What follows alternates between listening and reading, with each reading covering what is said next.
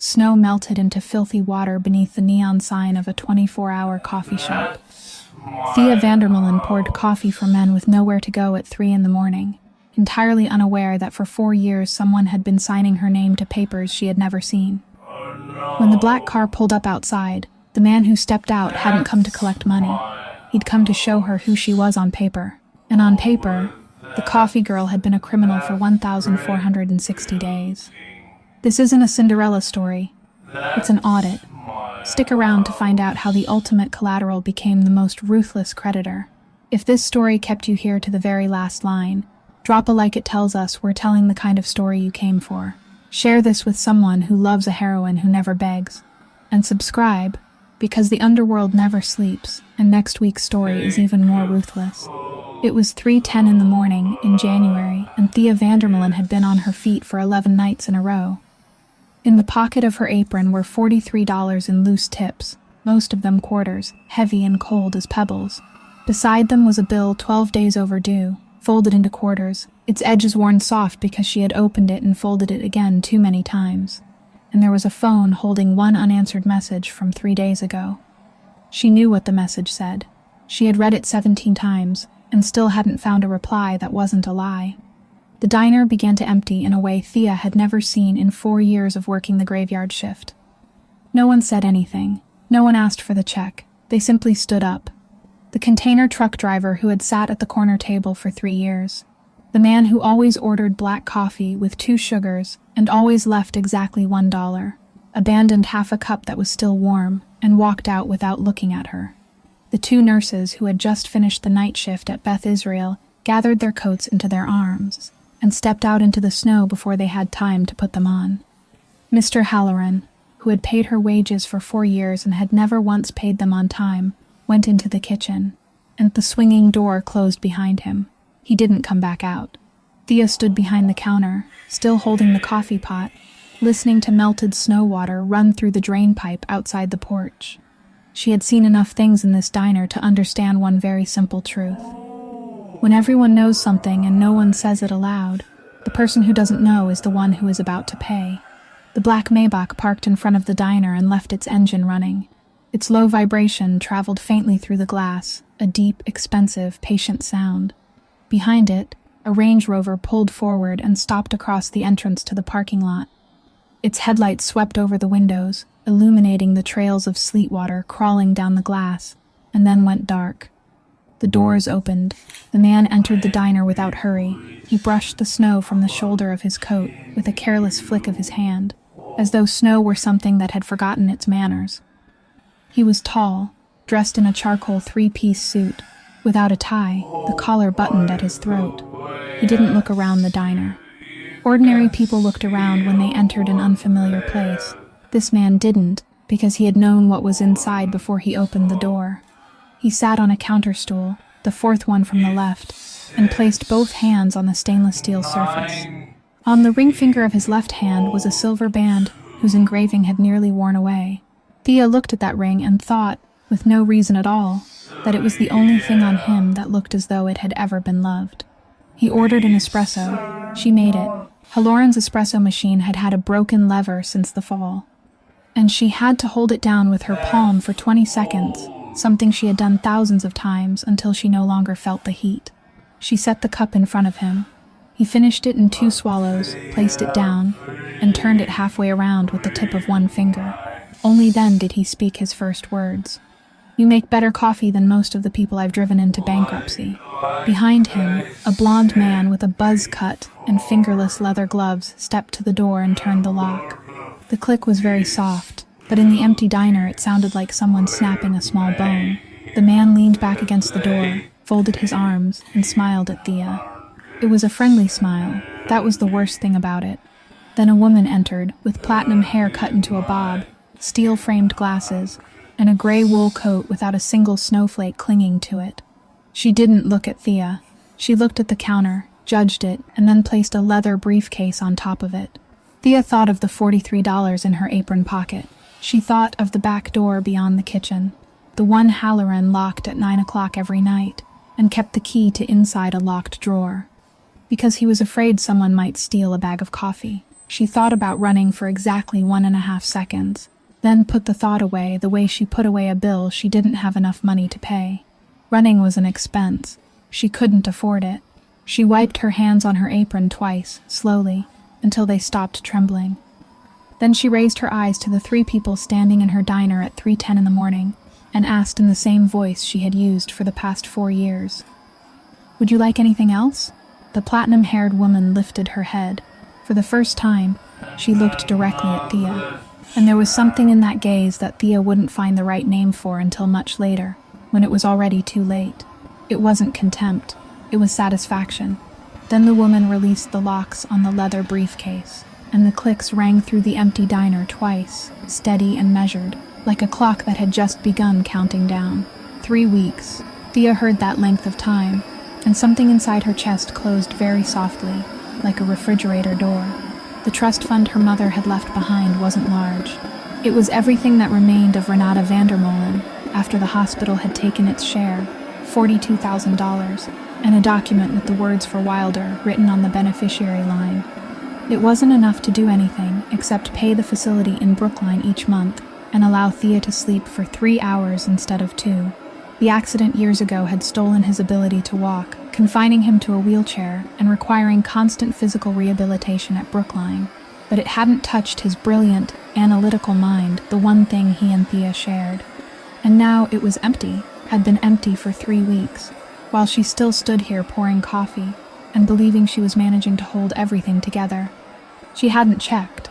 She hadn't checked because she was afraid to watch the number grow smaller. For 3 weeks, she had been living inside a truth that was already dead without knowing it. "Give me 2 hours," Thea said. The blonde man standing by the door laughed. He laughed easily, naturally, as though he were in his own home. "You think you're in a position to ask for favors?" Thea didn't look at him. She looked at the man in the suit sitting on the 4th stool. She realized she had just learned the first thing about this room. Of the 3 people standing there, only one had the authority to say no. "Give her 2 hours," Rel said, and he explained his reason to no one. The facility in Brookline was brightly lit at 5 o'clock in the morning because the night staff were handing over to the next shift. Thea had traveled this road for 4 years, 3 times a month, usually after work, usually with her legs so numb she couldn't feel the floor beneath them. She signed the papers transferring Wilder to pending payment status, 3 signatures on 3 pages. She signed with the exact handwriting she had seen on those 3 corporate files an hour earlier, and her hand didn't tremble, and that was what made her feel disgusted with herself. The shift manager was a woman named Odette, who had worked there for 19 years, and had never once asked Thea a question about money, which was why Thea could still walk into this building without feeling ashamed. Odette accepted the papers, placed them in a folder, and then stopped. "Miss Vandermolen, there's something you should know." She searched through a drawer beneath the reception desk and took out a yellow sticky note. "A man came here on Tuesday. He said he was family. He didn't ask about Wilder. He asked about your work schedule. He asked which diner you worked at, what hours your shift was, and when you usually went home. I didn't tell him anything. But I wrote it down." Thea took the note. Odette's handwriting, the date, the time. Tuesday. Thea stood in the fluorescent light of the hallway and did the thing she did better than anything else in the world. The thing 4 years of graveyard shifts and 2 years of checking hospital bills had taught her to do. She compared the dates. Tuesday. Rel had found her in the early hours of Saturday morning. Gideon Falk had come here 3 days before the black Maybach parked outside Halloran's diner, and something inside Thea's mind, something that had been asleep for 6 years, opened its eyes. He wasn't running away.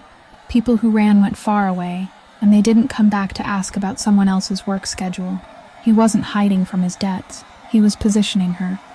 He had come here 3 days earlier to make certain that when someone went looking for Thea Vandermolen, they would find her in exactly the right place, at exactly the right time, behind that exact stainless steel counter. He hadn't sold her once and disappeared. He was still making deliveries. Thea walked outside.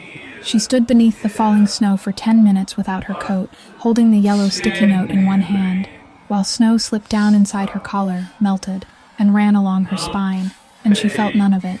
She thought about her mother, not the hospital corridor, She thought about Renata sitting at the kitchen table when Thea was 19, holding a job application and saying, "Men like Gideon aren't bad, sweetheart. He's just a man who has lost too many times." And Thea stood beneath the snow at 27 and understood that the sentence had been wrong from beginning to end, not because Gideon was bad, but because he had never lost. He had always found something else to place on the table, and when he ran out of money, he placed his wife's daughter's name there. Thea took out her phone. She called a taxi. The driver asked where she was going, and she gave him an address that wasn't her home. $43 in her apron pocket, and she spent 11 of them returning to the very place she had just been allowed to leave. Halloran's diner was still dark. The Maybach was still parked outside, its engine still running, heat from the exhaust rising in a thin white column through the freezing air, and every snowflake that touched the hood melted at once. Thea walked up to it and knocked twice on the rear window. The glass lowered. Rel looked at her. He didn't ask why she had come back. He didn't ask where she had gone. He only looked at her, and there was something in those amber eyes that would take her a very long time to understand. "Who's driving?" Thea asked. No one answered her question. The rear door of the Maybach opened from the inside, and that was the answer. Thea settled onto the warm, supple leather, and realized she was dripping melted snow onto something worth more than everything she had ever owned put together. The Range Rover led the way. The cars headed north, leaving the city behind, following the coastline as the eastern sky changed from black to a murky gray, the color of dishwater, the kind of dawn only people who worked the graveyard shift knew existed. Thea looked through the window and counted the streetlights. She did it because if she didn't count something, her mind would begin counting something else, and she knew exactly what it would count. 1,460 days, $42,000. 3 days. "You aren't crying," Rel said. He didn't turn his head. He was looking through the window on the other side, where the sea appeared in fragments between rows of bare trees. "Crying is an expense," Thea said. "I can't afford it." "Do you always speak in terms of money?" "I was only taught one language." Rel said nothing else for the remaining 30 miles. But there was a moment, as the car turned off the main road, when Thea saw his reflection in the glass, and he was looking at her. He wasn't stealing a glance. He was looking directly at her reflection, knowing she was looking at his, and neither of them turned away. Marblehead. The gate opened with something that wasn't a key. The driveway followed the edge of the cliff, and then Thea saw the house, and she thought that calling it a house was like calling a safe a box. It wasn't a castle. There were no columns, no statues, nothing meant to impress. It was a low, long mass of concrete and glass, gray and suspended over the cliffside as though it had grown from the rock instead of being placed upon it. The glass was black, all of it. From the outside, nothing could be seen within. From the inside, Thea would soon discover everything could be seen. It doesn't look like a home, she thought. It looks like a safe with windows. Inside were polished concrete floors, concrete walls, high ceilings, and at the far end, a single wall of glass opening onto the lead-colored Atlantic. There were no paintings, no family photographs. Thea stood in the middle of that room wearing Reeboks with the toes splitting open, uniform pants still stained with coffee from the shift. 2 nights earlier, her hair tied back with a rubber band she had taken from the diner trash, and the smell of burned coffee clinging to her clothes. A smell she had lived with for so long that she no longer knew it followed her. She could smell it now. In this room, she could smell it, and the 3 of them began discussing her right in front of her, as though she were a shipment that had just been unloaded at the docks. "Make her scrub the floors," Beckett said, removing his leather gloves, folding them, and slipping them into his back pocket. He spoke to Rel without looking at Thea. "Make her scrub until all 4 years are paid back. There are 3,000 square meters of flooring in this place. That should keep her busy." "A waste," Solveig said. She had removed her coat and hung it up, and now she was opening a laptop on a long walnut table without looking at anyone. She calculated 9 tables in her head without losing a single cent. "I counted. I sat in that diner for 40 minutes before you went inside. 40 minutes, 9 tables. And she didn't write down one word or make a single mistake, including the table that changed its order twice and paid with 3 different kinds of coins. And you want to put a mop in the hands of something like that?" Beckett shrugged. "I want something like that standing where I can see it." Rel said nothing. He had walked to the wall of glass and stood there, with his back to the room, his hands in his pockets. But Thea knew he was watching her, because the dark glass reflected everything, and she had learned that in the car. She stood still, she let them talk. She had spent 27 years standing still while people talked about her, in emergency rooms, in public assistance offices, in meetings with student loan officers, and she had learned that people talked the most just before they ran out of arguments. She waited until Beckett finished speaking. Then she waited another 3 seconds, because 3 seconds of silence was the most expensive thing in a room full of people who believed they held the power. And then Thea Vandermeulen, 27 years old, with $43 minus the taxi fare in her apron pocket, spoke in the same voice she had always used when asking customers whether they wanted anything else. "I have 3 conditions." Solveig stopped typing. Beckett turned around, and at the wall of glass, the man with amber eyes turned, very slowly. And for the first time that morning, he looked at her with his real eyes instead of through a reflection. No one told her to continue, but no one told her to be silent either. And Thea had learned long ago that the space between those two things was the entire amount of room a person like her was permitted to occupy. "1," she said, raising one finger, not for emphasis, but because her hand needed something to do. "My brother stays exactly where he is. He isn't moved. His level of care isn't reduced.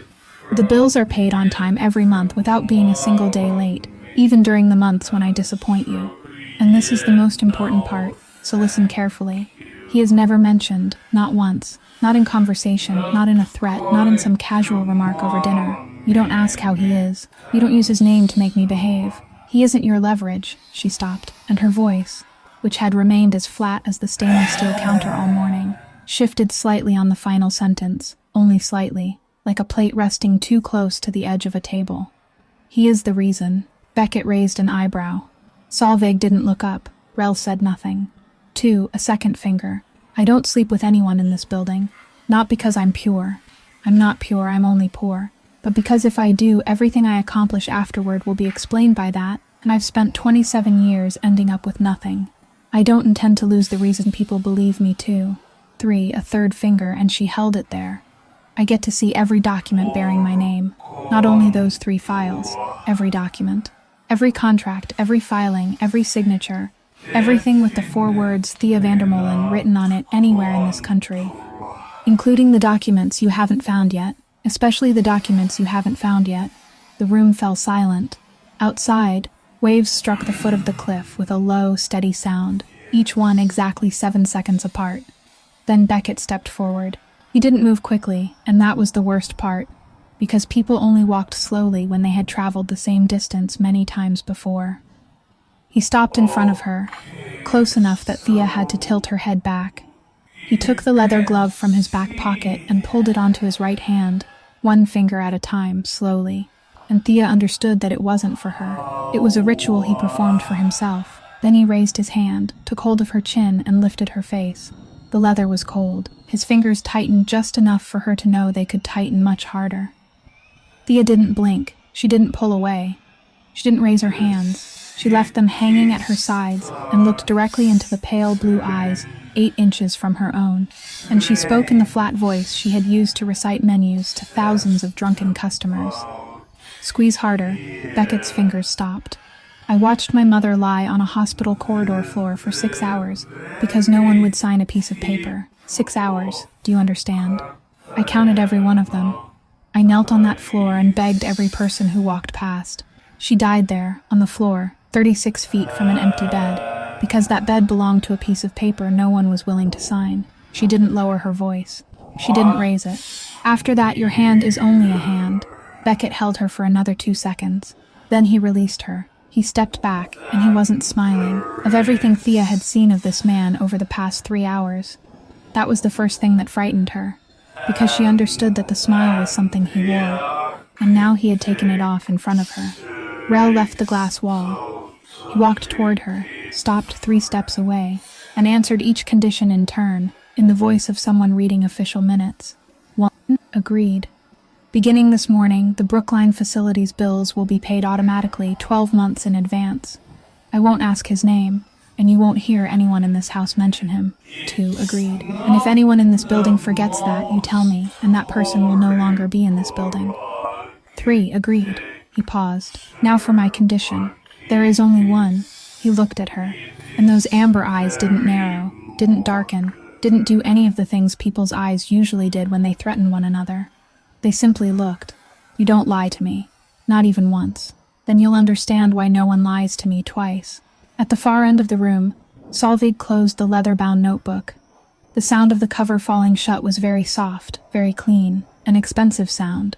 She removed the cap from the heavy black fountain pen, reversed it, sealed the pen with one decisive twist, and clipped it into the breast pocket of her shirt. Thea watched the movement, and a small, meaningless question, completely out of place in that morning, rose inside her mind and sank again before she could grasp it. This entire room ran on computers. Why did the woman who controlled the money for a criminal organization keep her records by hand?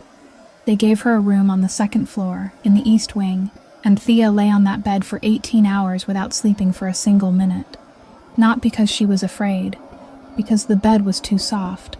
For 4 years, she had slept on a thin mattress laid on the floor of her apartment in Dorchester, and her body had learned to wait for the hard floor beneath her. And now that the floor never came, she kept falling. By midnight, she gave up. She stepped into the second-floor hallway, barefoot on the cold, polished concrete, and stopped at the glass wall overlooking the Black Sea. There was nothing out there. No ship lights, no horizon. Only her own reflection, a thin woman in an old t-shirt suspended in the emptiness. You can't sleep, Thea didn't startle. She had heard him 10 seconds earlier, because Rel was the only person in this building who wore shoes indoors. The bed is too soft, she said.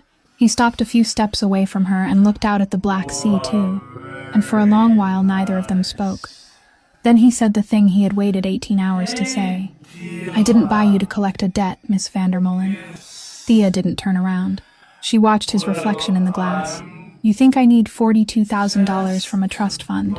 You think I park outside a diner at 3 o'clock in the morning for an amount smaller than what I spend on one night in Providence.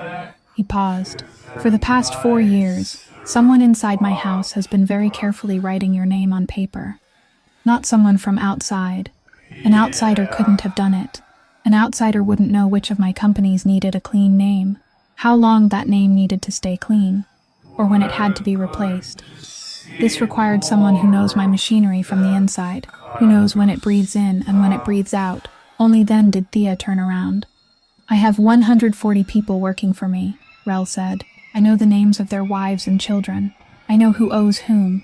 I know who drinks, who gambles, who is deceiving whom, and I don't know who it is. Then he said the sentence that made the concrete floor tilt beneath her feet for the second time in 24 hours. You are the only bone in this machine that person has to touch. For 4 years, they wrote your name. They will have to write it again. They will have to check whether you are still alive, whether you are still useful, whether you have begun to suspect anything. I brought you here to see who comes closest to you. Thea stood perfectly still, and inside her mind something turned upside down, like the moment she checked a column of numbers, and realized she had been adding the wrong sign from the very beginning. She wasn't a prisoner. Prisoners were locked away from everything. She had been brought into the center of the building, given a room on the second floor, and promised access to every document bearing her name. She wasn't property. She was bait, and she understood the second thing at once, the thing that made her throat go dry. Bait wasn't supposed to know it was bait. A trap only worked if the bait lay still and kept breathing. Why are you telling me? She asked. Rel looked at her for a long time. Because a trap that doesn't know it is a trap will die, he said. It will eat what people give it. It will follow whoever calls. It will trust the person who is kindest to it because it doesn't know why anyone is being kind. He stepped back once. I need you alive. At least until I have an answer. Then he left. Thea remained in the second-floor hallway, long after the sound of his shoes had faded. At 2 o'clock in the morning, she took out her phone and called the only number in her contacts she knew by heart. It rang twice. Why are you calling this late? Wilder's voice was wide awake, and behind him a commentator was speaking very quickly. What are you watching? The final from October. This is the 4th time. That Latvian guy had nothing but a pair of 7s in the last hand, and he made the whole table fold. I keep watching it, and I still don't understand how he did it. He watched their faces, Thea said. Yeah. But how? Then he stopped, and his voice changed. Are you okay? Thea looked out at the cliff, at the mass of concrete and glass suspended above it, at her own shadow floating in the emptiness, the woman who had just been told she was a piece of meat laid on a trap. I got promoted, she said. Half a second of silence. Then Wilder laughed, that deep, booming laugh that didn't suit his narrow frame at all. Seriously? After 4 years of serving coffee to truck drivers? Then you owe me dinner. The kind with cloth napkins. Not paper. I see a paper napkin and I'm leaving. And Thea laughed.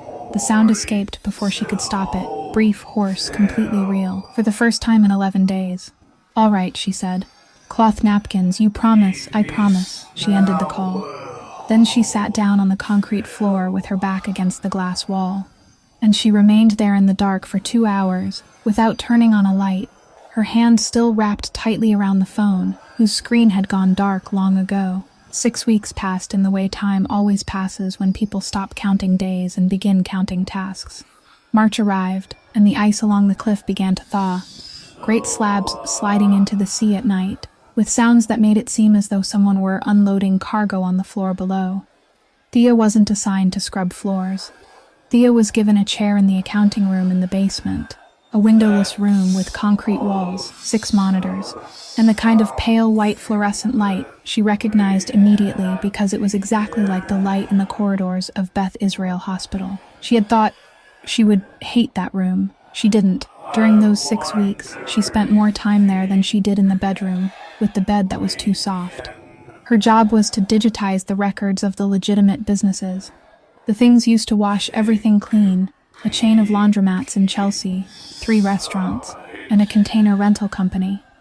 Not the sensitive books. Solveig called it the shallows. And Thea understood that they were lowering her into water that reached only to her knees to see whether she knew how to swim. One afternoon in March, Solveig came down to the basement and said nothing. She pulled over a chair, sat 6.5 feet away from Thea, and watched her work for 40 minutes. Not a word. Thea knew she was there. Thea kept working. 4 years on the graveyard shift had taught her that when someone stared at you without speaking, the only thing to do was keep pouring coffee. You're using Benford's method, Solveig said. Thea didn't turn around. I didn't know it had a name. It has a name. I only know that 1 is supposed to appear more often than 9. It happens everywhere. In invoices, populations, the lengths of rivers, about 1 number in every 3 begins with 1. People don't know that. So when people invent numbers, they spread them evenly because they think evenness looks natural. She pressed 2 keys. A column of figures lit up. Here, it's the opposite.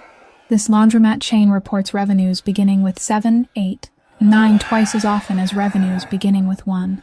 Real money doesn't grow that way. This is money someone planted. Solveig was silent for a long time. Where did you learn that? And Thea, for the first time in 6 weeks, turned her chair around. At the hospital, she said. I checked my mother's bills every night for 2 years. Every night after work, I spread them across the kitchen floor because the table wasn't wide enough. I couldn't afford to hire anyone. I didn't know anything. All I had was time, and I had plenty of time because I didn't sleep. She shrugged, a small gesture, almost apologetic. They charged for the same CT scan twice. The same day, 40 minutes apart, under the same code. No one gets 2 CT scans within 40 minutes. I caught it. She turned back toward the screen. It didn't save her. She still died. But I caught it. Solveig said nothing for 15 seconds. Then she removed her glasses. She cleaned them with a small cloth taken from her pocket, very carefully, both sides, and then put them back. That was her entire reaction. And it would be a very long time before Thea understood that it was the only moment in 8 years when anyone had seen Solveig Brandt need a pause. Then Solveig took the fountain pen from the breast pocket of her shirt. A heavy black Mont Blanc, its barrel polished smooth at the exact place where her fingers always held it. She placed it on the desk in front of Thea and slid it forward smoothly. You'll need something to sign with, she said. Later, you'll understand why. She stood and went upstairs, and she didn't look back. Thea stared at the pen lying on the steel desktop. 6 years. It had been 6 years since anyone had given her anything. People paid her, people left her tips, and once someone had handed her an old coat because she was trembling so badly. But that had been charity, and charity always came with an invoice. This didn't. She picked up the pen, It was heavier than she had expected. She slipped it into the breast pocket of her shirt, and from that day forward, it never left her body. That night, close to 1 o'clock in the morning, Rel walked past the accounting room. He didn't enter. He stopped in the doorway, and his eyes rested for exactly 1 beat on her breast pocket, where a black object rose above the fabric. "Don't trust anyone who writes by hand in front of you," he said. Thea looked up. "What does that mean?" Rel studied her for a moment, as though weighing whether he should continue. "It means no one writes by hand anymore," he said. "No one people type. They sign electronically, they delete. People only write by hand when they want you to watch." Then he left. Thea remained beneath the pale white fluorescent light, and she didn't understand. Not yet. She took the pen from her pocket, turned it between 2 fingers once, then twice, feeling its weight, the barrel worn smooth where someone had held it for 8 years. Then she returned it to her breast pocket and turned back toward the screen. She found it one night near the end of March, and she didn't find it in the books. Solveig had opened deeper waters to her, the shipping routes, and Thea had spent 3 nights in a row with customs declarations, cargo weight manifests, 11-character container codes, and everything matched. That was the problem. Everything matched too perfectly. During 4 years of checking hospital bills, Thea had learned that a flawless set of figures didn't mean no one was stealing. It only meant the thief also worked in data entry. So she stopped reading the paperwork.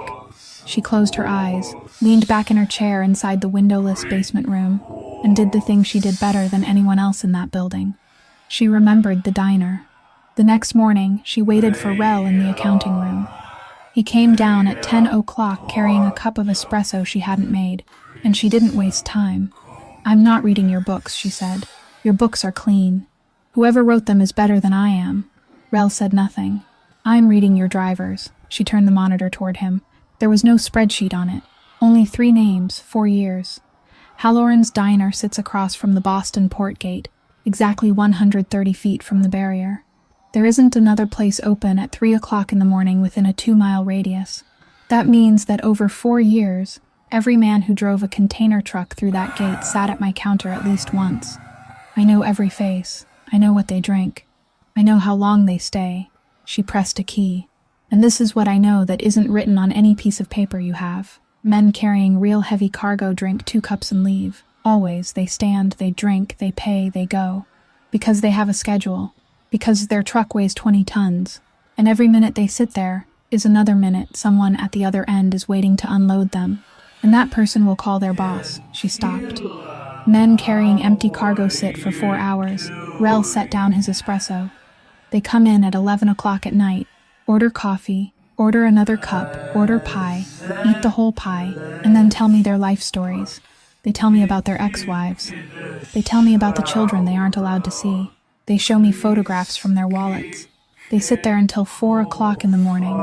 And I have to remind them 3 times that the diner is about to change shifts."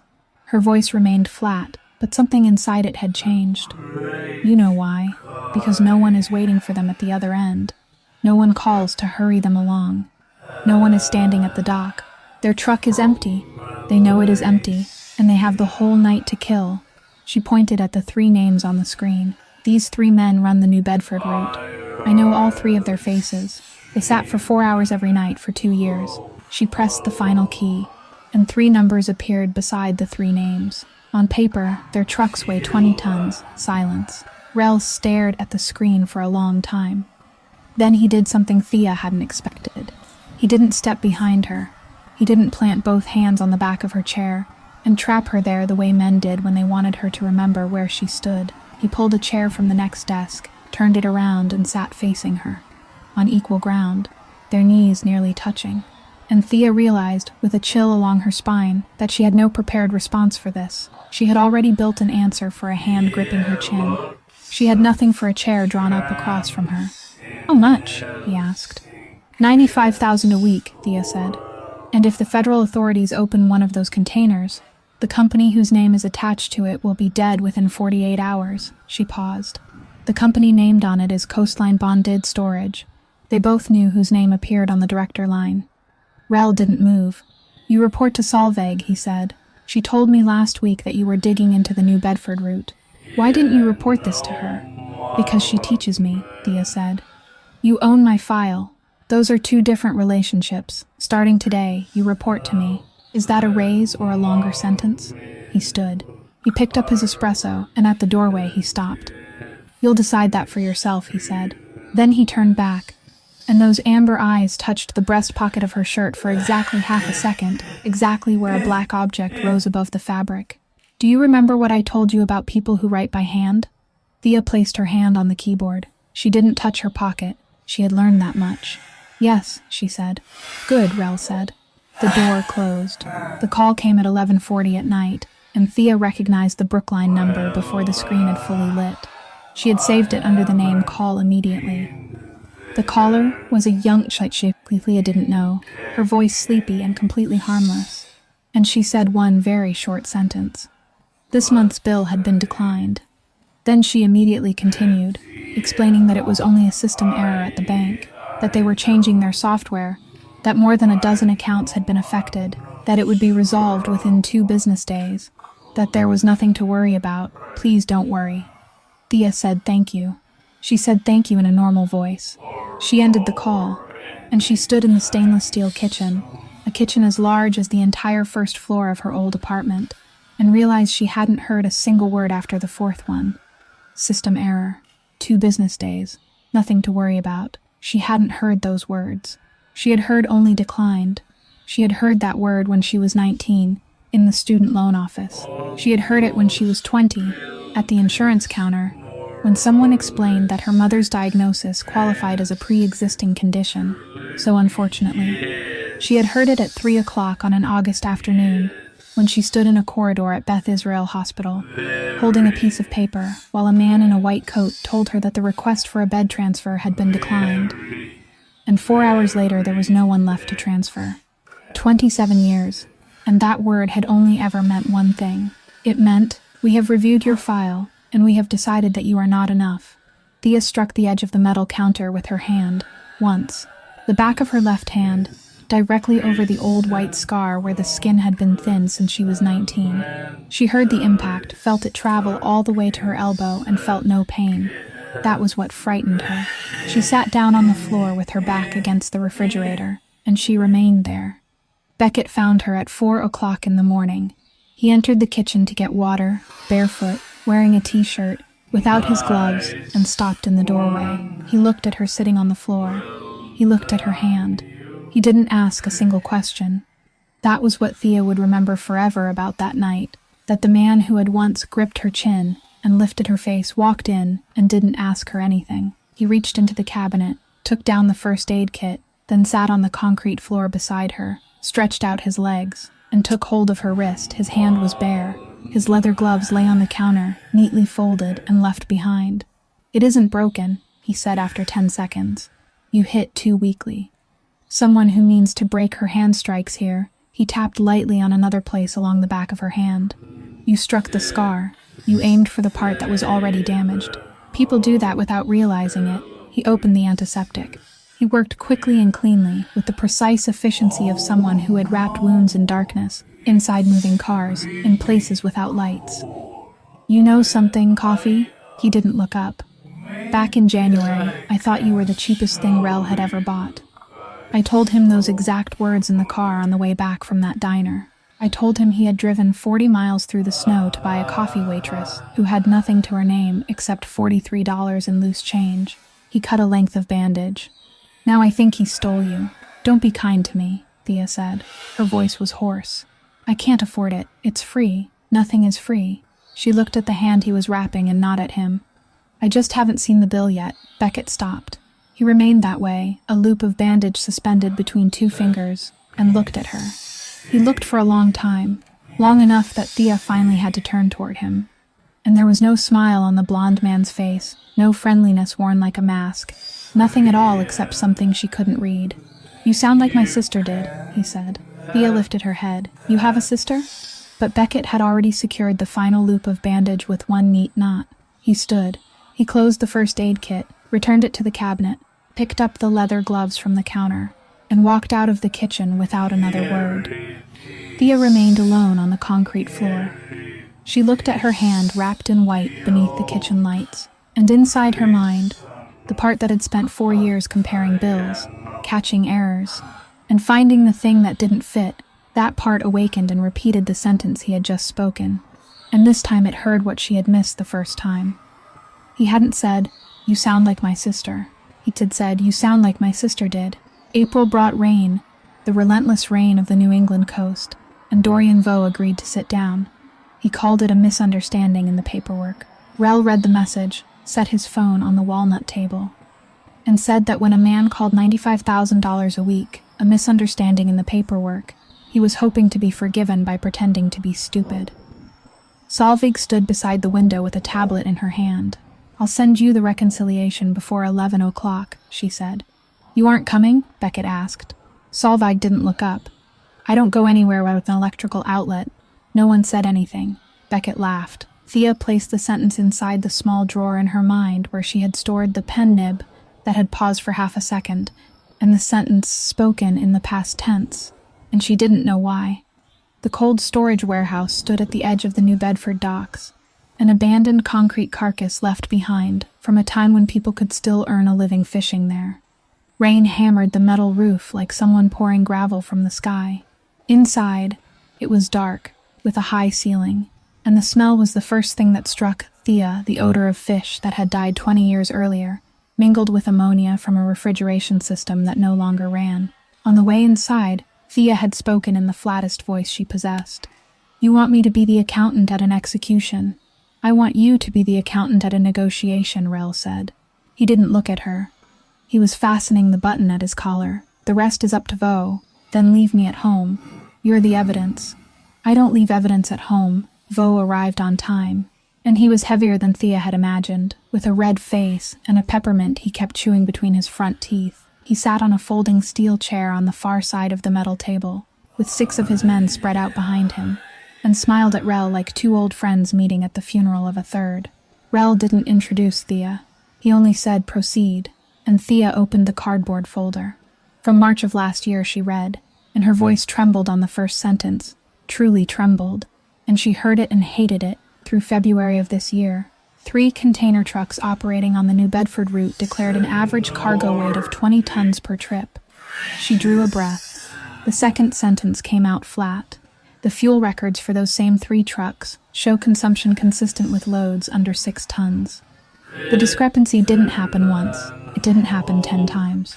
It occurred on all 317 trips, without a single exception. She raised her eyes, and the third sentence left her mouth as sharp as a razor blade. "No one makes the same error 317 times in the same direction, Mr. Vaux. That isn't an error. That is a procedure." Vaux's face changed color. He stopped chewing. "You brought a waitress here to humiliate me, Castagna." Rel didn't raise his voice. He never raised his voice. "I brought the person who caught you," he said. "I thought you deserved to see her face." And while Vaux opened his mouth to say a sentence he would later never have the chance to finish, Thea lowered her gaze to the page and began counting. She hadn't intended to do it. Her mind did it on its own. 4 years on the graveyard shift, and some things worked their way into a person, the way the smell of burned coffee worked its way into clothing. A waitress didn't count people. People moved.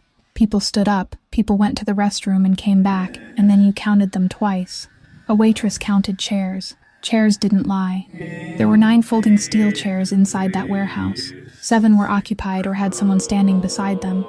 2 were folded against the concrete wall at the rear, leaning at an angle, and Thea, without raising her head, without taking her eyes from the page, saw something she had seen 10,000 times during 4 years at Halloran's diner.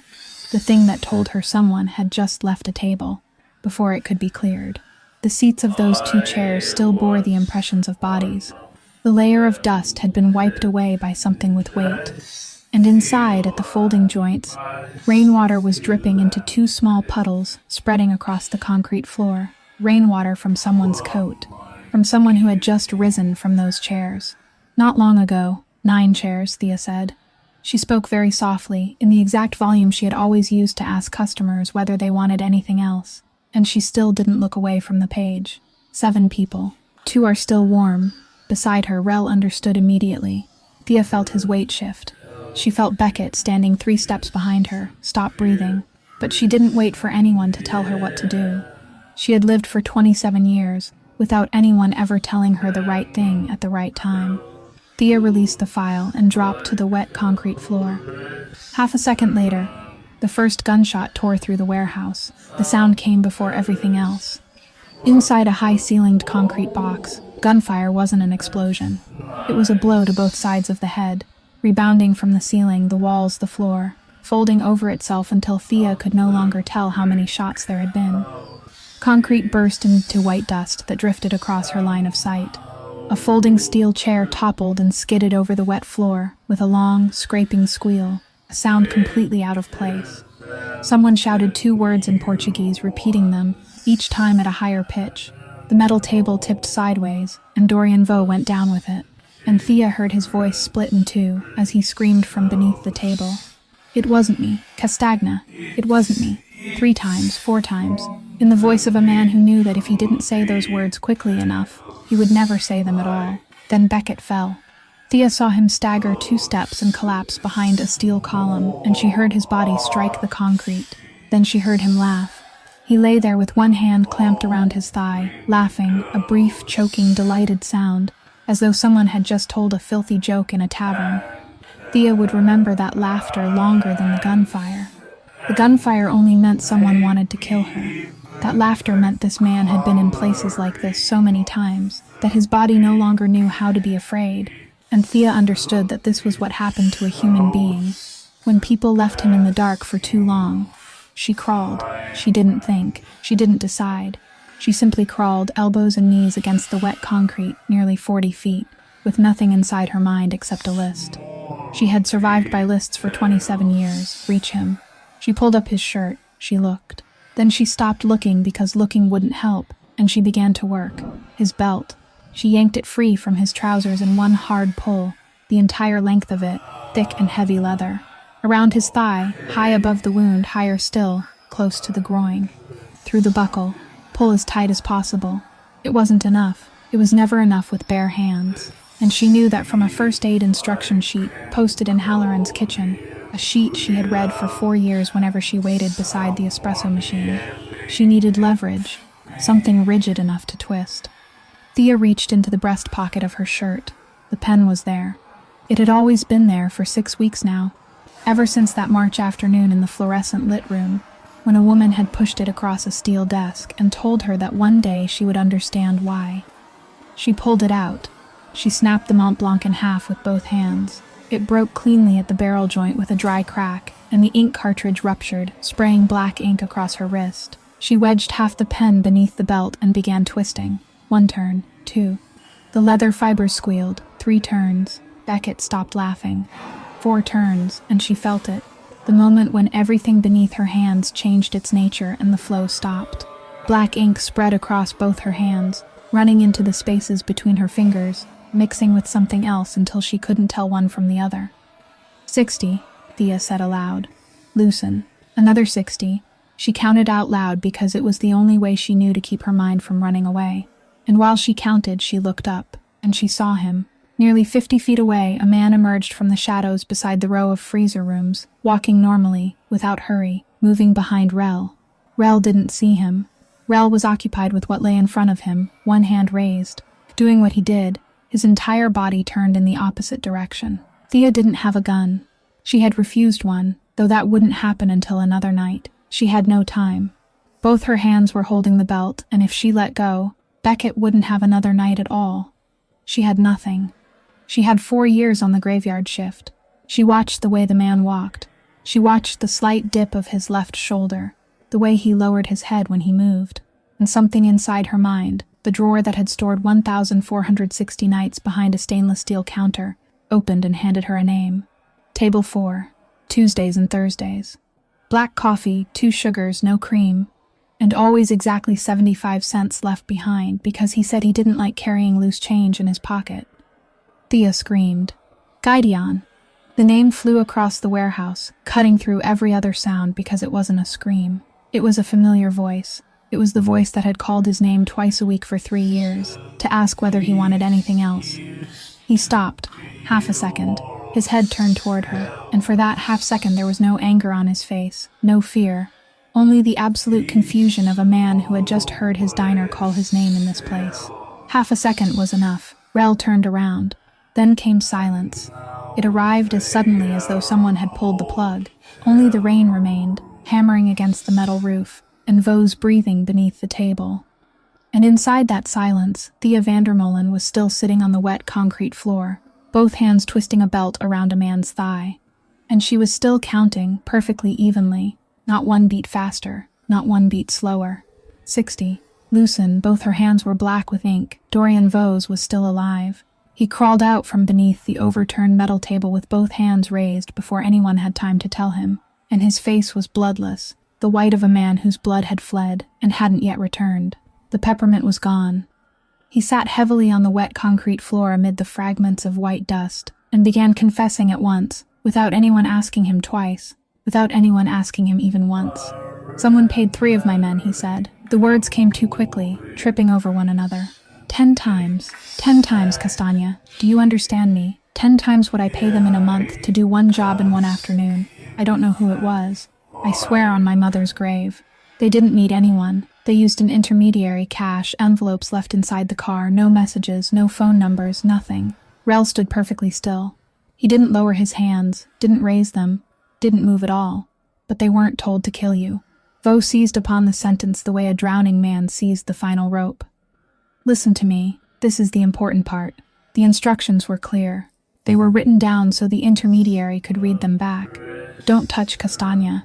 "Castagna must not be touched," Rel asked, very slowly, one word at a time. "Then who were they told to kill?" And Dorian Vaux opened his mouth, then looked to the side. He looked at Thea. She was still sitting on the concrete floor nearly 50 feet away, both hands holding the belt, both hands black with ink, and for 1.5 seconds the only sound inside the warehouse was the rain. Then Vaux shook his head. "No one," he said. "Silence. That's what I didn't understand. I took the envelope, read the order, and sat in my car for 20 minutes because I couldn't understand it. They weren't paid to kill anyone. They were paid to open fire." He braced one hand against the floor and breathed. No one needed to die. They needed a shooting, here, today, whether someone died or not. And they needed that girl standing in the room when it happened. No one spoke.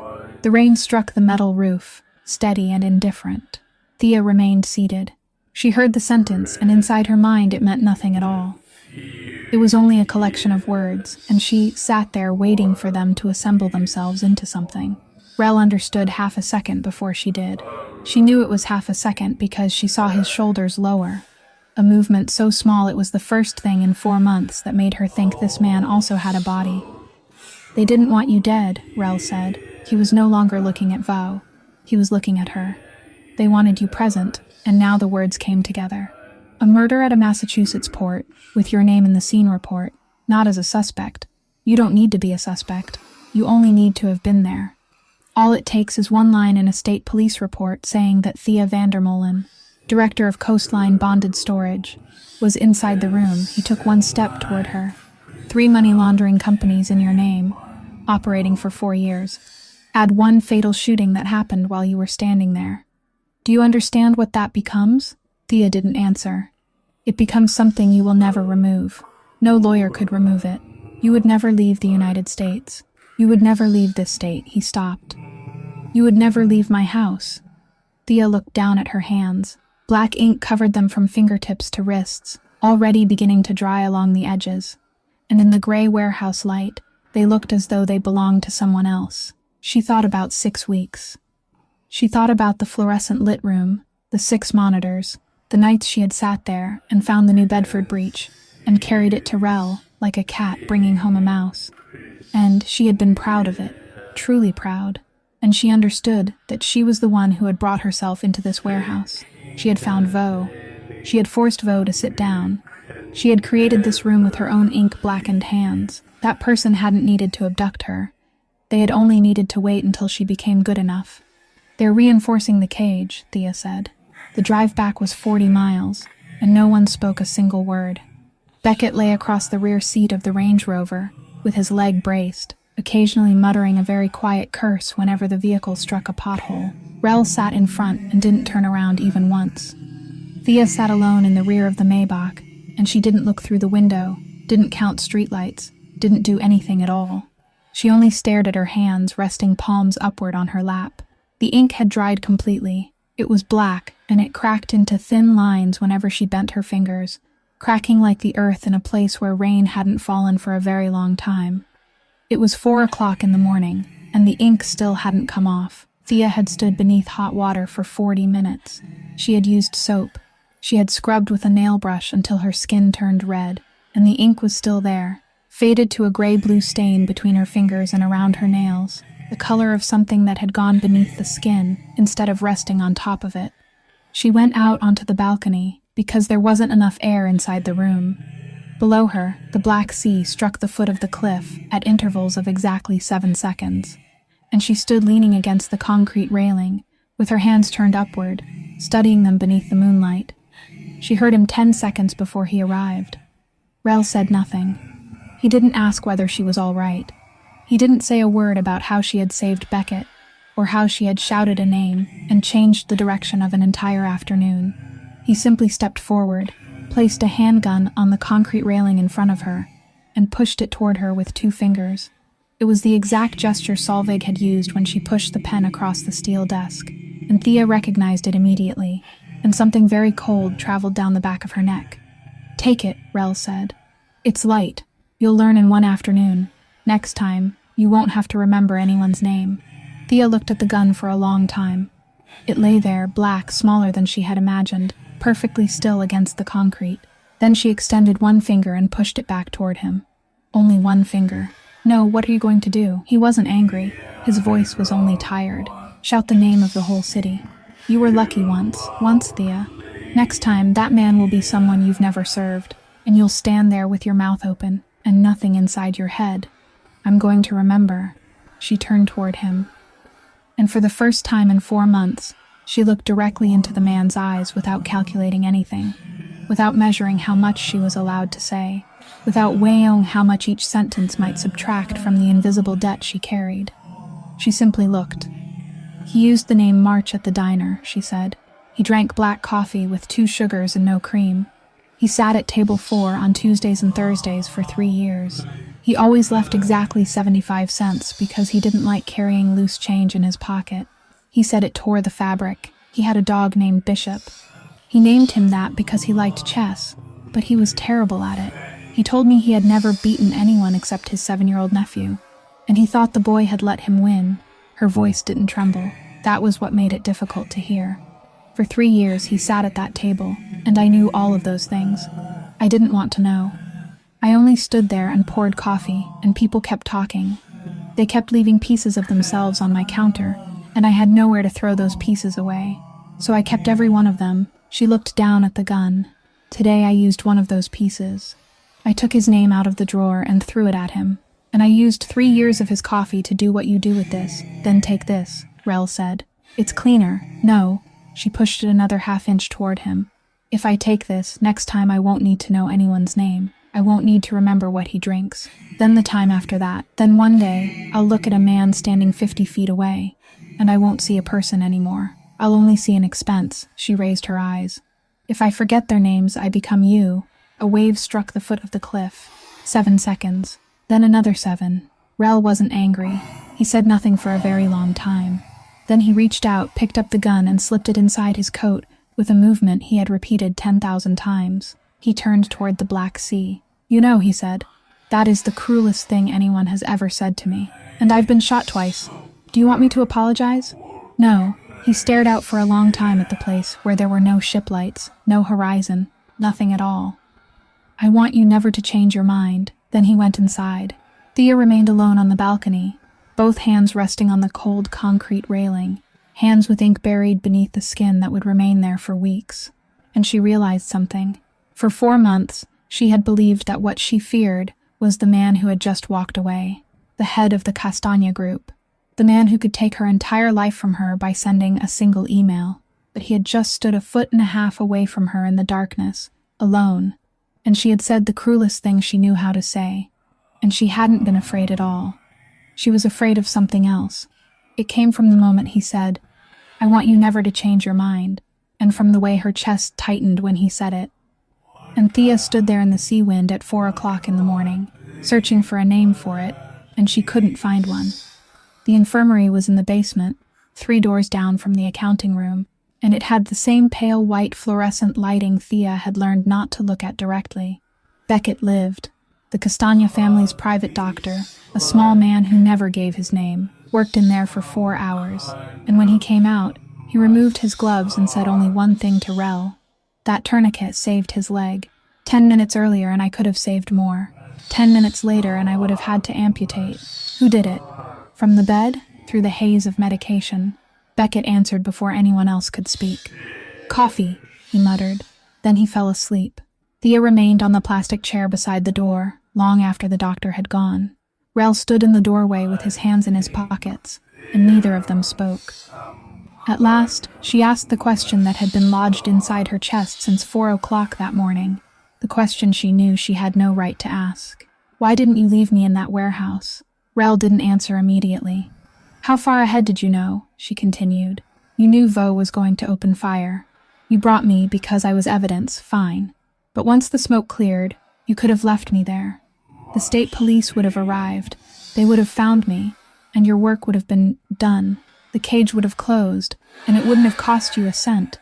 Why didn't you do it? Rel looked down the hallway for a while. Then he spoke in the voice of a man reading a line from a ledger. My grandfather died in Leavenworth prison. I was 19. Thea didn't move. The funeral home was in Kansas. I flew there with money I borrowed from a friend. No one came, not one person. He was a Castagna. There had once been 60 men who stood whenever he entered a room, and that day there was no one waiting to meet me. I sat on the steps of the funeral home for 3 days because I had nowhere to go and no money to get there. He paused. On the 4th day, a man I had never met paid 6 months of my mother's rent. He didn't call. He didn't leave his name. He never asked for it back, never mentioned it, never appeared. It took me 15 years to understand why. He turned and looked at her. Some debts aren't meant to be collected. They are only meant to exist. The door opened. Solveig entered, her platinum hair still as neat as though she had just left a salon, even though it was 4 o'clock in the afternoon on a day when no one in the building had slept. She was carrying a file. She placed it on the metal table beside Thea. Your first condition, Solveig said. Completed. Thea opened it. She read the first 3 pages. And then she stopped reading with her eyes and began reading with the part of her mind that had checked bills for 2 years. Legal guardianship. Permanent. Not a power of attorney. Not a service contract. Not an agreement that could be terminated with a phone call. An independent trust, funded for life, signed by 3 law firms with no connection to one another, none of which shared an address with anything in the 3 corporate files bearing her name. An irrevocable clause. A clause forbidding any involved party from using its contents as a condition in any other agreement. It meant even Rel couldn't take it back. It meant that even if Thea walked out the door tomorrow and never returned, Wilder would remain exactly where he was for the rest of his life. It is no longer leverage, Solveig said. It is fact, and this was the only moment in this entire story when Thea Vandermolen almost cried. It came quickly, rising from below, a pressure across her chest and a sudden heat behind her eyes. And she had stood in the corridor at Beth Israel Hospital for 6 hours without crying. She had stood behind the stainless steel counter and listened as people told her that her name had been a criminal for 4 years without crying, and now a piece of paper nearly broke her. She didn't cry. She breathed in for 2 seconds, then 3, and swallowed it down into the place where she swallowed everything else. Then she raised her head and asked, "Why?" And Solveig answered, "Because a secured asset performs more efficiently than an anxious one." The sentence left her mouth without the slightest pause beforehand. There was none of the hesitation people needed when they had to think. It came out smoothly, complete in meaning, grammatically perfect, exactly the right length. Thea nodded. She said thank you. She closed the file, folded it into thirds, and placed it inside the breast pocket of her shirt, the same pocket where a black fountain pen had rested for 6 weeks until she snapped it in half on a wet concrete floor. And in a very deep corner of her mind, the corner that had recorded a pen nib pausing for half a second, a sentence spoken in the past tense, and a woman who didn't go anywhere without an electrical outlet, Thea added one more line, and she told no one. No one answers a sincere question with a rehearsed sentence. Thea began searching, and she didn't tell Rel. She told herself it was because he had 140 people working for him, and one of them was betraying him. And no one handed a suspect list to the person under suspicion. But that wasn't the real reason. The real reason was that she had lived for 27 years without asking anyone for help, even once, without paying a price. And she didn't intend to begin now. She entered Beckett's room on Tuesday afternoon while he was still confined to the infirmary, carrying a stack of clean clothes so she would have an answer if anyone asked. No one asked. His room was so bare that it made her uncomfortable. One bed, one chair, one table, nothing on the walls. The desk drawer wasn't locked. Inside was a stack of papers. Thea pulled them out, and for 2 seconds she didn't understand what she was looking at. Then she understood, and the entire room tilted. They were copies of the records for the 3 companies.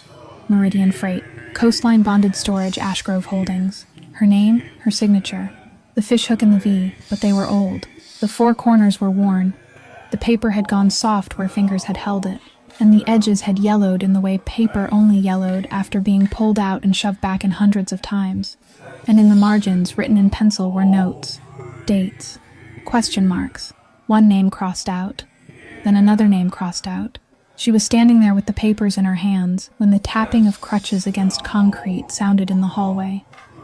Beckett stopped in the doorway. He looked at the papers in her hands. He didn't startle. "Explain," Thea said. "What are you going to do if I don't explain, Coffee?" He came inside on his crutches, slowly, one step at a time. "Hit me? I've already been shot. Get in line, explain." Beckett sat on the edge of the bed. He leaned the crutches against the wall. He remained silent for a long time, both hands resting on his knees. And Thea stood still and allowed him to sit there because she had learned that people spoke the truth when they ran out of ways to avoid it. "I kept them because I'm looking for that person too," he said.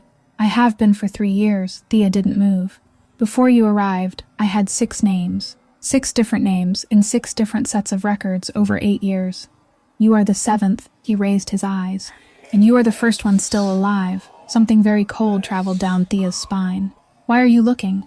Beckett stared at the floor. "Because that person killed my sister." Silence. Outside, a wave struck the foot of the cliff. 7 seconds. "She was 28, he said. "She was an auditor. She worked for a private firm in Providence, the kind banks hired to review records before approving loans. She was good. She had been better than me at everything since she was 9. And I joined the military because I wasn't good at anything." He paused. "One day, she found a name on a document she wasn't supposed to find. She called me. She said, 'Beckett, there's something strange about this. I found a name that keeps appearing in places where it shouldn't appear.' I told her not to touch it. Those were my exact words. 'Don't touch it.' She laughed and told me she wasn't a child." He spoke the next sentence in the steady voice of someone who had repeated it to himself thousands of times.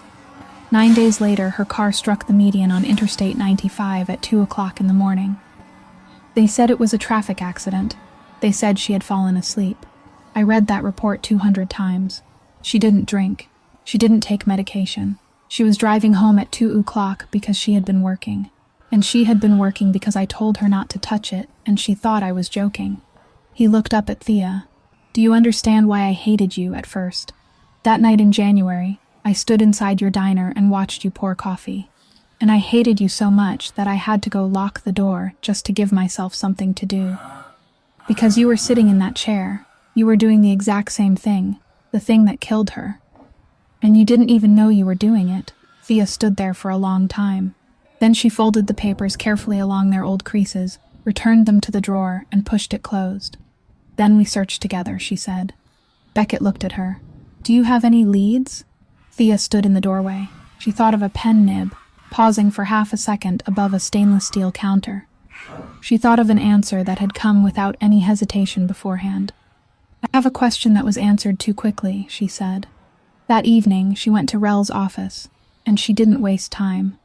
She placed the proposal for restructuring the New Bedford route on his desk, 14 pages, and told him she would clean up the mess Vaux had left behind, that she would make it so clean that if federal agents opened a container, all they would find were washing machines.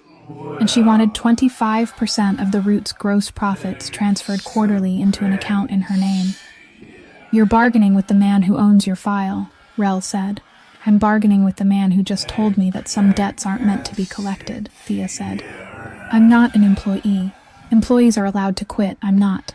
So either I'm a partner or I'm a prisoner, and you have to choose one, because I won't do $95,000 a week worth of work for a cage. Rel stood. He walked around the desk. He stopped in front of her and raised one hand, and Thea didn't step back. He adjusted the collar of the charcoal blazer she was wearing, the blazer someone had placed inside her closet, one size too large, and smoothed it flat. His fingers touched her collarbone. 1.5 seconds. Neither of them breathed. 25%, he said. Then he stepped back. Your second condition. I still respect it. He returned to his desk. Until you revoke it yourself, June came. And the New Bedford docks had been rotting ever since Dorian Vaux sat down on the wet concrete floor and confessed everything he knew. The scavenger who came for the remains was Malachi Wren, Vaux's former deputy, a gaunt 39-year-old man who wore a leather jacket one size too large. And he did exactly what the second man always did when the first one fell. He sat down on top of the merchandise. $31 million in uncleared electronics sat on the docks inside 6 sealed containers. And Wren sent Rel a message saying that the cargo wasn't going anywhere until someone invited him to take a seat at the table. Rel read the message and placed his phone down. He's holding my cargo hostage to demand a chair, he said. In 3 days, he won't be able to hold on to anything, not even a spoon. Thea, sitting at the head of the table with the 14-page proposal in front of her, looked up. You don't need to hit him, Beckett, leaning on a cane in the doorway, snorted. You need to evict him, Thea said. If you hit him, he becomes a martyr, and the 300 men at that dock will remember forever the day Castagna came in with blood. If you evict him, he becomes an unemployed man, and no one remembers the name of an unemployed man. With what? Rel asked. You don't have any money. And that was exactly what Thea had spent 3 nights in the fluorescent-lit room trying to solve. She didn't have money. 25% of the New Bedford route's gross profits was a promise written on a piece of paper. And the first quarter wouldn't close for another 3 months.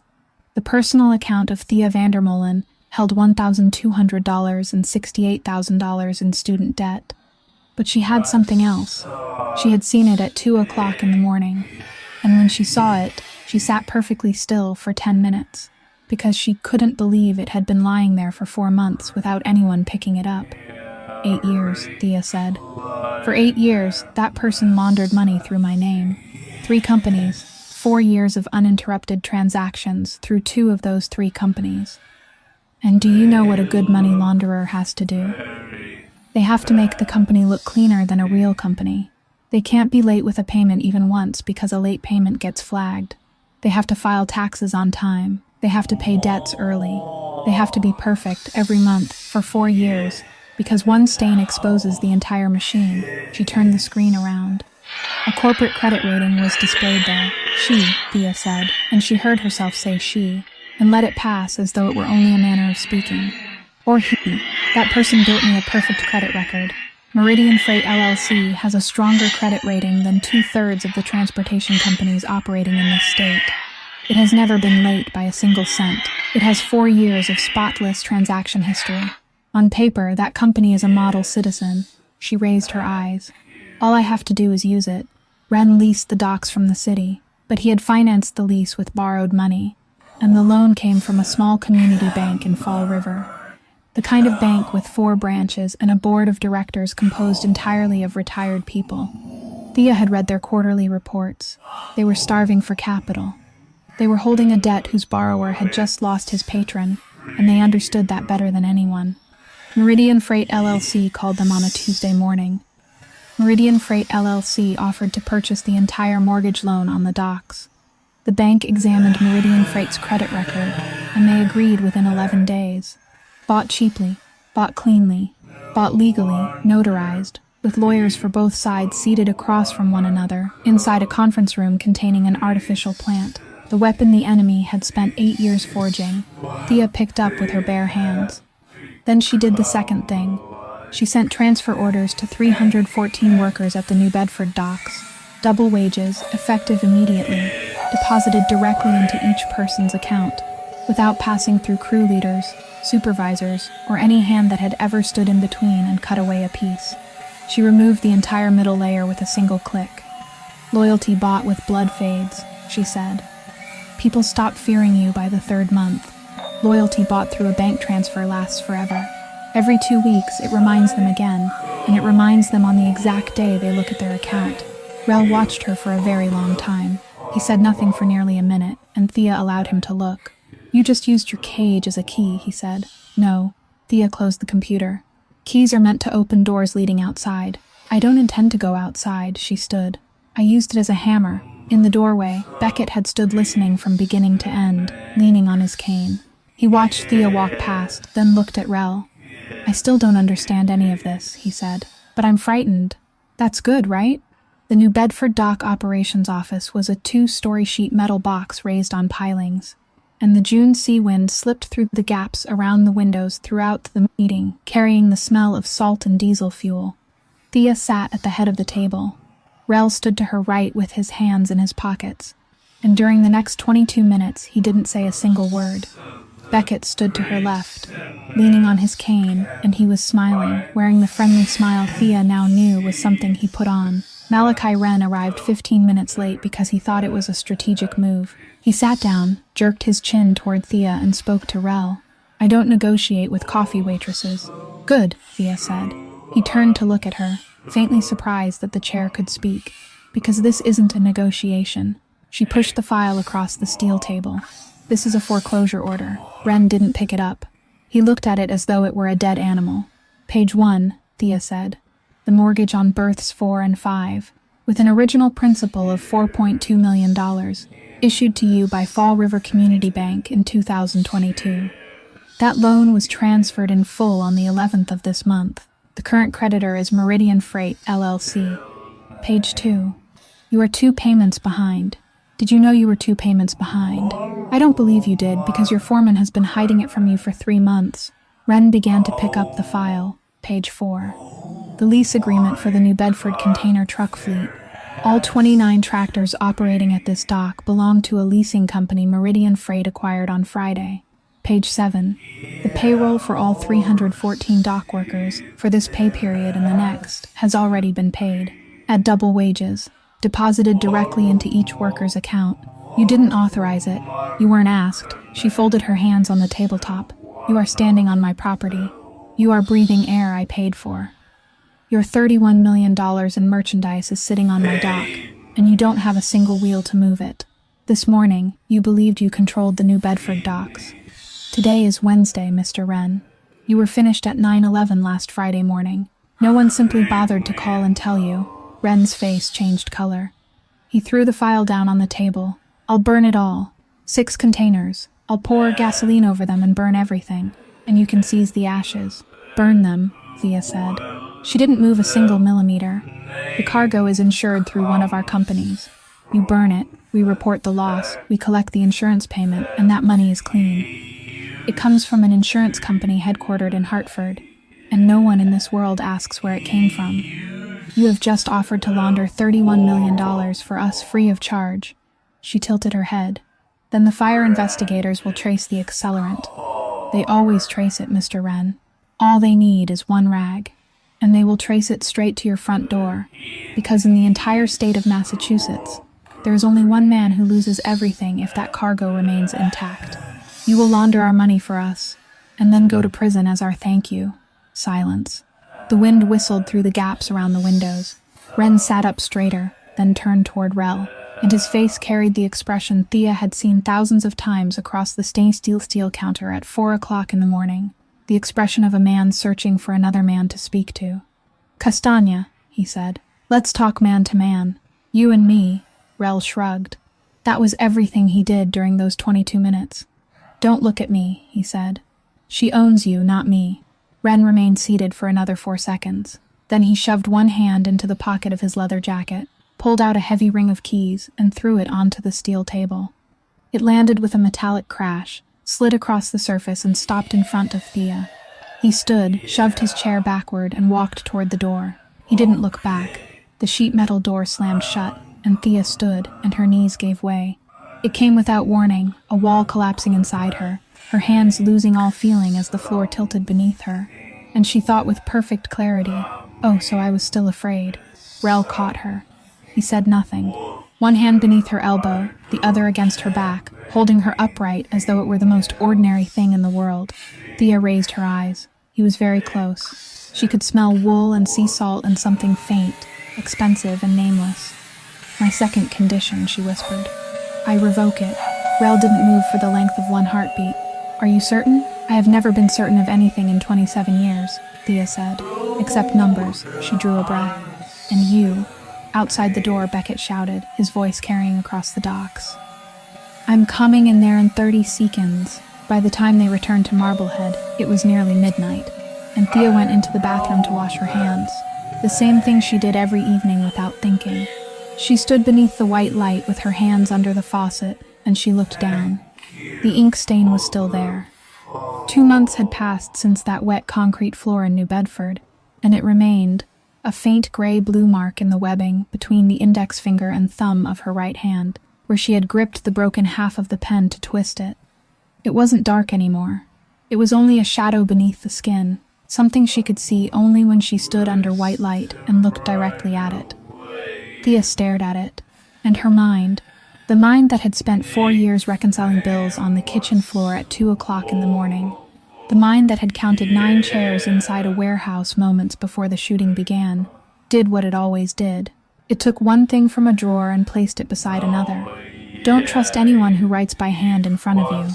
Rel's voice, in March, from the doorway of the accounting room, a sentence she had heard, failed to understand, and stored away. No one writes by hand anymore. People only write by hand when they want you to watch. Thea turned off the faucet. She stood perfectly still for 30 seconds, her hands still wet. Then she moved. She went down to the basement. She opened the safe that had contained her access code since January, because she had demanded it under Condition 3. The condition that had made Beckett curl his lip that night while Solveig said nothing. She removed the 3 files: Meridian Freight, Coastline Bonded Storage, Ash Grove Holdings. She spread them across the steel table and opened each one to the page bearing the signature. Then she went into the accounting room and took the leather-bound notebook. It lay on the desk where it rested every evening, where it had rested for 8 years, neither locked away nor hidden, because Solveig Brandt had never once imagined that anyone would read her handwriting. People didn't read handwriting. People read screens. Thea placed the 2 things side by side beneath the fluorescent light. 30 seconds. It took only 30 seconds. The same slant, 15 degrees to the right. The slant of someone who had once written with the left hand and been forced to switch to the right, or of someone who had learned to write in a different educational system. The same upward flick in the V, the fishhook that swept up and folded downward, the same habit of extending the final stroke of the letter N, drawing it a little too far, leaving something extra, as though the hand were reluctant to lift from the page. That stroke appeared in Vandermeulen across the 3 files. It also appeared in New Bedford, in Wren, in Container, throughout every page of the leather notebook. It wasn't Gideon. Thea stood there and understood, and the first thing she felt wasn't shock. It was a sense of neatness, almost pleasant, the feeling of a final column of numbers at last falling into balance. Gideon Falk wasn't capable of doing this. Gideon was a gambler. Gamblers sold things. He had sold his wife's daughter's name, exactly as he had sold Renata's car, exactly as he had sold the wedding ring, exactly as he would sell anything for which someone offered a price. He was the seller. He had never been the buyer. Someone had bought it. Someone had paid Gideon Falk over 4 years, a little at a time, in installments, to acquire a name. And then someone had sat down, taken up a pen, and practiced writing that name until the fishhook in the V became identical. Solveig. Then Thea understood the final thing, and this was what took the strength from her legs and made her sink onto the cold concrete floor. Solveig Brandt had worked entirely through computers for 8 years. Not one piece of paper. Not one handwritten signature. Among the 140 people in this organization, no one had ever seen her handwriting. It wasn't a habit. It was discipline. It was the only shield between her and the 3 files lying on the table. For 8 years, she had maintained it perfectly. Then she had sat inside a diner at 3 o'clock in the morning, opened a leather notebook, and written in front of Thea. Then she had continued writing, every day, for 6 weeks, inside this fluorescent-lit room. Then she had taken the pen from the breast pocket of her shirt, pushed it across the steel desk, and said that one day Thea would understand why. She had written by hand in front of only one person in the world, because she was building trust with her scapegoat. Because a secured asset performed more efficiently than an anxious one. Her gentleness had been her mistake. Thea sat on the basement floor until dawn. She didn't call Rel. She didn't call Beckett. She sat there with the leather notebook in her lap and thought about that afternoon in March, when someone had given her the first gift she had received in 6 years. And she thought about how she had placed it inside the breast pocket of her shirt, never allowed it to leave her body. And she thought about how she had broken it in half to keep a man alive. At 5 o'clock in the morning, she took out her phone and dialed the only number in her contacts she knew by heart. It rang 4 times. "Do you know what time it is?" Wilder yawned. "Yes, are you okay?" Thea closed her eyes. "Tell me about that Latvian man," she said, "the one with the pair of sevens." And Wilder told her, for 15 minutes, excitedly, interrupting himself 3 times, while Thea sat on the cold concrete floor and listened, only to hear the voice of the one person in the world who had never lied to her. September came, and Thea had waited. For 2 months, she sat on what she knew without telling anyone, because she had learned from Solveig Brandt that a trap only worked when the prey didn't know it was being watched. That afternoon, golden sunlight spilled across the porch, and Wilder sat at the wooden table outside teaching Beckett how to play cards. Beckett lost 3 games in a row and couldn't understand why. He spread his cards out, looked at them, looked at Wilder, then looked back at the cards. "That's impossible.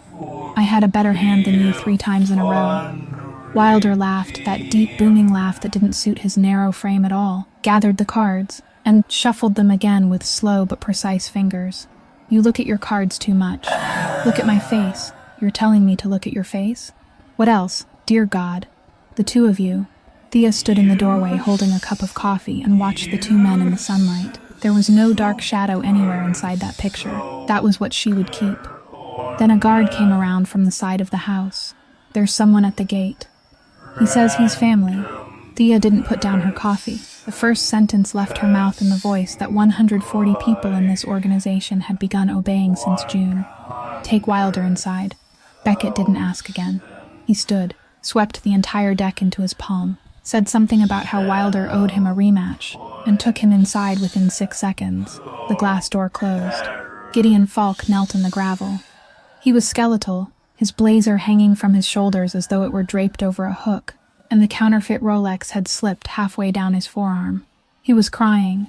He said he was sick, that he had been clean for 4 months, that he had a sponsor, that he had come to make things right with his daughter, sweetheart. "Your father was wrong." Thea didn't look at him. She looked toward the steps.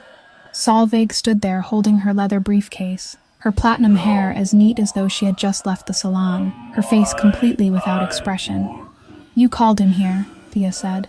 It wasn't a question. Solveig didn't deny it. She looked at Thea for a long time, then placed the leather briefcase on the step, and that was the only gesture of surrender the woman ever made in her life. "I never intended to kill you, Thea." Her voice remained as flat as a measuring instrument. "If you died, I would lose the name. I needed you to run. If you ran, the records would still bear your name. You would become a fugitive, and I would remain safe for another 8 years. I only needed you to be frightened enough to leave this house." She removed her glasses, cleaned them, put them back on. "Do you think I hated you? I chose you. 8 years ago, I needed a clean name, and I read 400 files. 400, Thea. I sat inside a room and read 400 lives. And I chose the girl whose mother was dying, whose brother needed money every month, and whose stepfather was willing to sell anything someone would buy." She looked down at Gideon kneeling in the gravel as though he were a line in a spreadsheet. "You were perfect. You would never check. You were too busy surviving." Then she spoke the final sentence, and her voice changed, only slightly. "Then you did the one thing I hadn't calculated. You were better than I expected." She shrugged, almost gently. "That was my mistake. I chose someone too intelligent to play the fool," Rel asked, very quietly, from behind Thea. "What about Beckett's sister?" And for the first time in 8 years, Solveig Brandt hesitated. "She was the 6th name," she said. She checked. The glass door flew open. Beckett stepped onto the porch, and Rel stopped him with one hand against his chest without looking at him. Then Gideon stood. He no longer looked at Thea.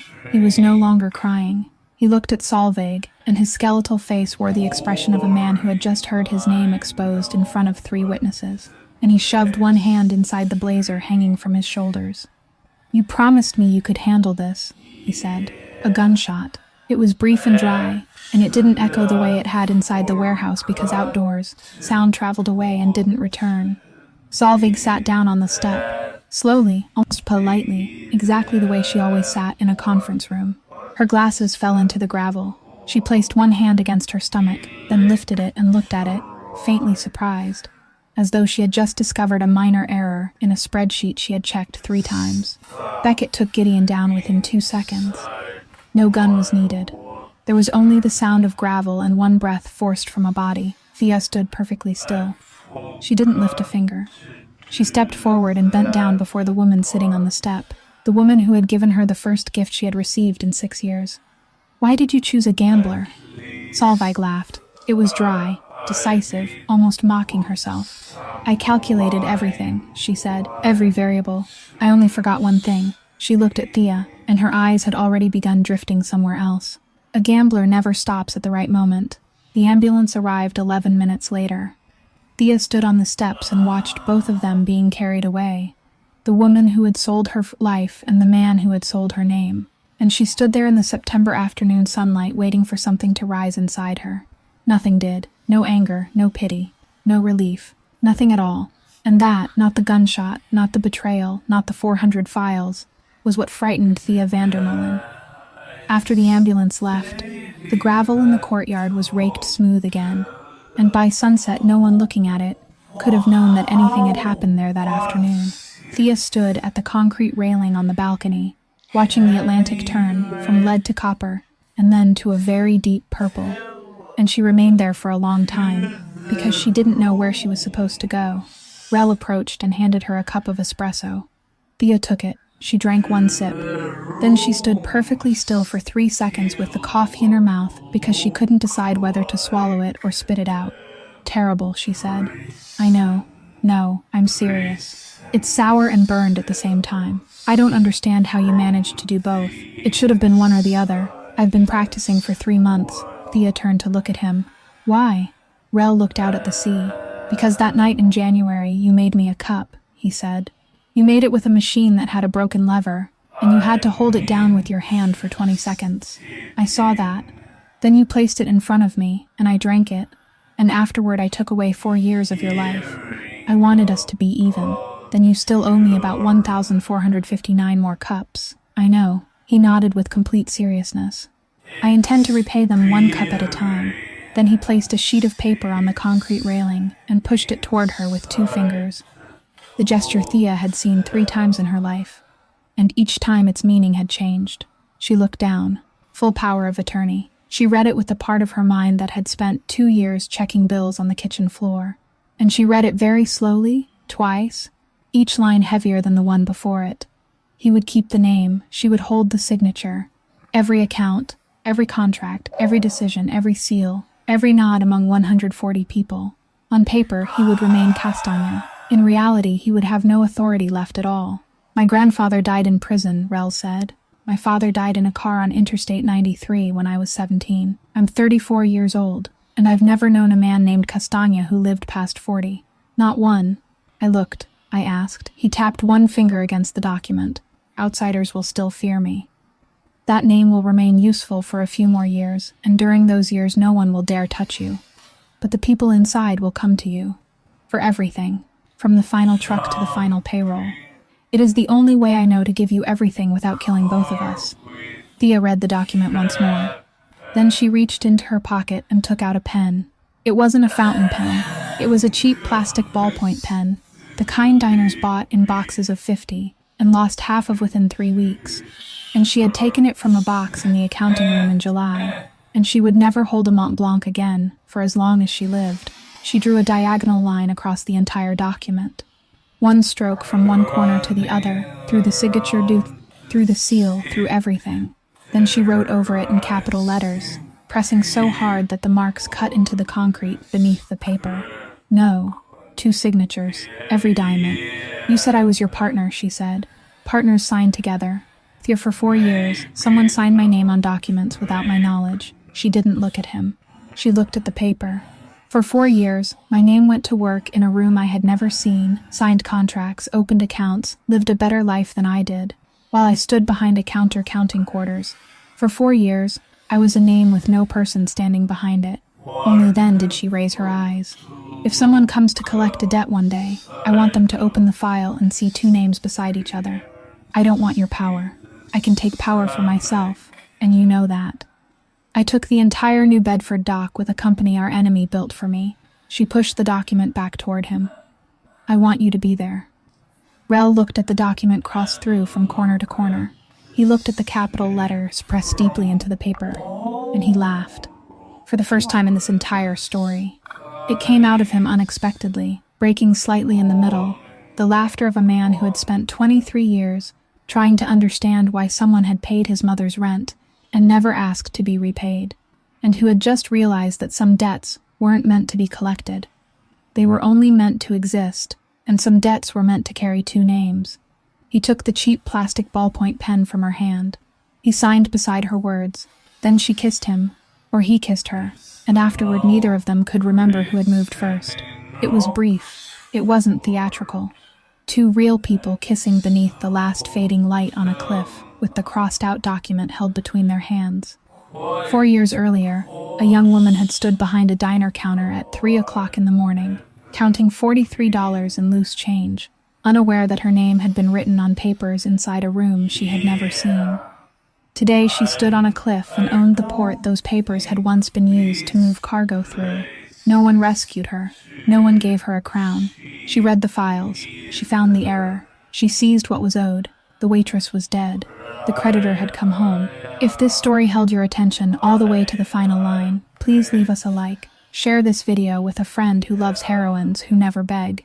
And subscribe to our channel to hear more compelling stories every day. We would truly love to know how Thea's story made you feel. Do you think she was right to refuse that gun, and in her place, would you have signed your name beside the name Castagna? Leave a comment and tell us what you feel deep in your heart, because we read every single line. We wish everyone listening to this video strong health, a joyful life, and peace in every day ahead. Goodbye for now, and we will see you again in the next video.